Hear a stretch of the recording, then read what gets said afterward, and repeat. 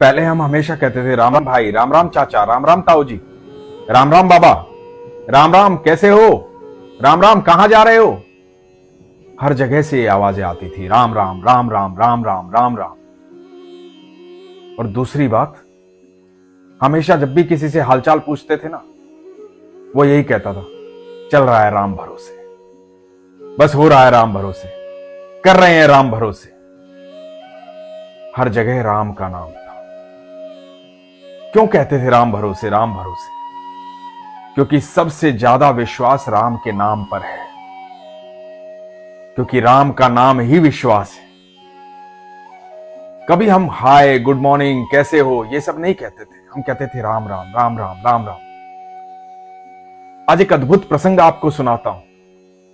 हमेशा हमने सुना है कि जब राम जी का नाम लिया जाता है तो हनुमान जी हमेशा वहीं पर होते हैं। तो ये प्रसंग सुनिएगा, बड़ा अद्भुत प्रसंग है, ये सच्ची घटना है, बड़े ध्यान से सुनिएगा।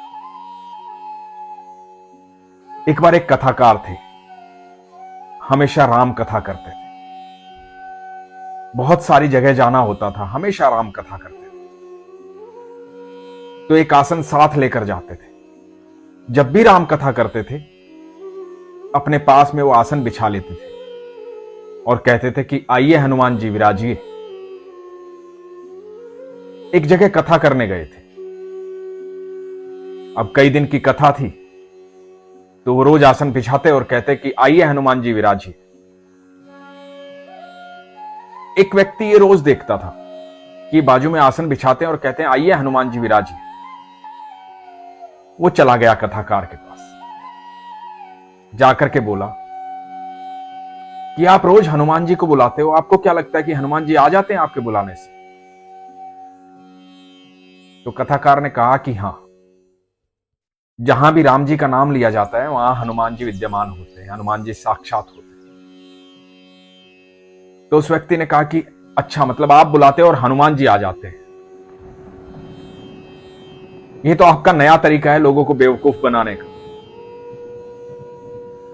लोग भी कितने भोले भाले यही सोचते होंगे कि देखो ये कथाकार आता है ना, तो साथ में हनुमान जी भी आते हैं, बहुत बढ़िया।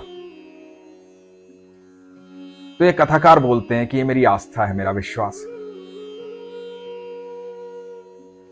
ये रामायण में जिक्र है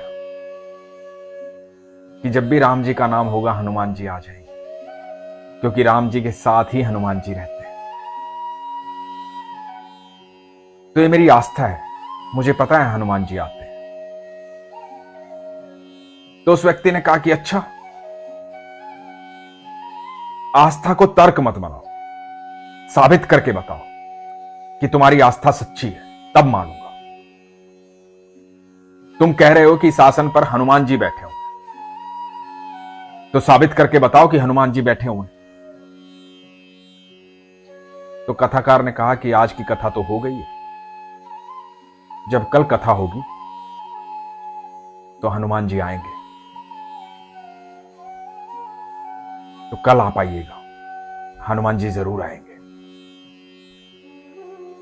और इस व्यक्ति ने कहा कि हो सकता है तुम्हारे इस आसन में कुछ गड़बड़ हो, कुछ जादू टोना करते हो, तो ये आसन मैं साथ लेकर जाऊंगा, क्योंकि इसे तो तुम हमेशा अपने साथ रखते हो।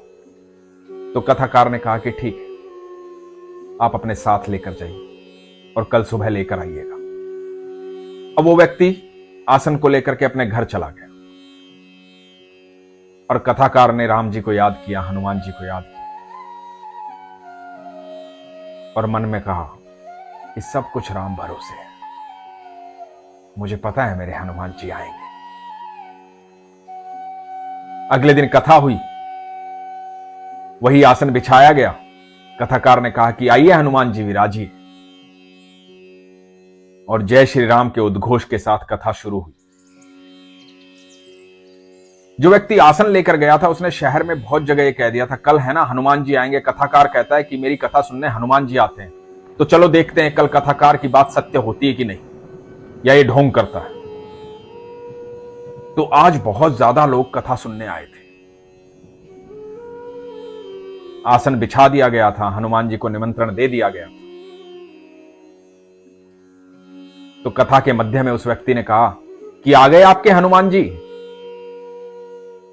आज तो आपने कहा था साबित करके दिखाओगे, तो दिखाओ साबित करके, आ गए हनुमान जी। तो कथाकार ने बड़े विश्वास से कहा कि हां, हनुमान जी तो यहीं बैठे हैं आसन पर। तो व्यक्ति हंसने लगा, साथ में कई लोग हंसने लगे। बोले कि अच्छा, तुम कहोगे और हमने मान लिया, रोज आसन ऐसे ही बिछता है, बस तुम्हें ही दिखाई देते हैं हनुमान जी, हमें तो दिखाई नहीं देते। अब तुम कहोगे कि खास नेत्रों की आवश्यकता है हनुमान जी को देखने के लिए, क्योंकि वो दिव्य दृष्टि तो तुम्हारे पास है, हमारे पास तो नहीं है, तो हम तो नहीं देख पाएंगे हनुमान जी को। तो कथाकार ने कहा कि ऐसी बात नहीं है, आप यहां आइए। हनुमान जी आसन पर बैठे हुए हैं, जाइए आप उस आसन को हिलाइए। तो सब लोग देख रहे थे। वो व्यक्ति आसन के पास गया, सब जगह शांति थी, देख रहे थे अब क्या होगा। वो व्यक्ति आसन के पास गया और आसन को हिलाने लगा।